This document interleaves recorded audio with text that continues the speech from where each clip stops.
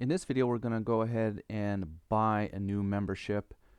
So we're going to start from current class. Let's say we have an individual that doesn't have a membership in place or it expired. So we'll go into Sarah Bell's profile here. Again, we can touch this silhouette with the red exclamation mark, tells us there's no membership in place, it's expired. So we're going to go into Sarah Bell's profile. We're going to push the Buy New option and select Package.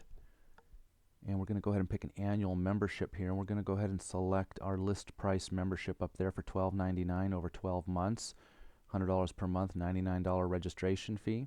So we'll select that package. And we're going to choose today's start date. We're going to leave it the same. If I wanted to date this in the future, I could just touch the date control and set the date into the future. And it expires a year from now, February 26, 2018. And we're not going to apply any discounts here. If I was going to apply a discount here, I would use the promotion button where I could put a whole number, like $100 for example, or I could make it a percentage and put a percentage discount in there. We're not going to do that right now.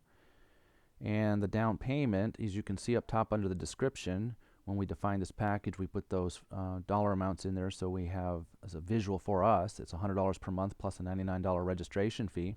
So the down payment in this particular case is going to be the first month's payment of $100 plus the registration fee. So I'm going to put in $199 for the first payment, $199. Say OK. And we notice down here in the payment plan, $199 down payment, and every month's payment after that on the 26th will be $100. Again, let's say we want to change the installment date. We push the first payment date control here. And let's say the installment date is going to be on the 28th. We'll say OK. The payment comes out on the 28th of every month now. If you want to put a comment in there, just put a little note there in the remarks section as to why you may have given a discount or whatever notes you need to give yourself. We'll say OK on the bottom. And we're going to say next on the bottom. Or if I wanted to put packages in place for the siblings, I could do that. We'll say next.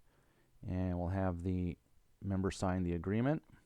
We'll say done. Notice on the iPad there, right of the signature, we see the date and timestamp there is when it was signed for the member name and which package was put in place.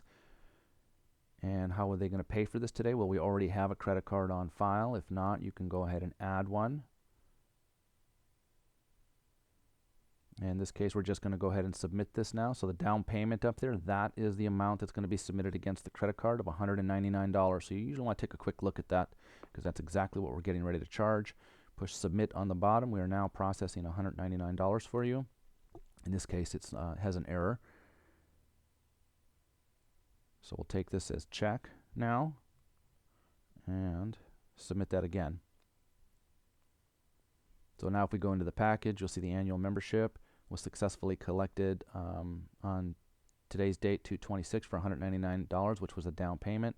I'm going to go ahead and switch these over to credit card auto pay moving forward. So I'll do a select all here and push prepare payment on the bottom, change payment method, and we're going to go ahead and checkbox the pay by credit card or e-check, whichever one we have, that's what will be used, and it's by default set to auto pay, so we'll save that.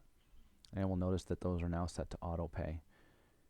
If you wanted to edit a payment item for whatever reason, change the date or the amount, you can push the edit item right here, edit the item, which will allow you to change the date that it gets paid on, the amount. We could also take a partial payment if you wanted to. Let's say somebody couldn't make a full payment, you could select partial payment or split the payment. On the bottom corner is suspend. Let's say somebody's going on soccer camp this summer for 2 months, push the suspend button. It'll suspend the membership until they come back. And then when you hit the resume button, it'll add the time that they were gone to their expiration date up here. Or if you manually needed to change the expiration date for whatever reason, you could change the expiration date with the same control.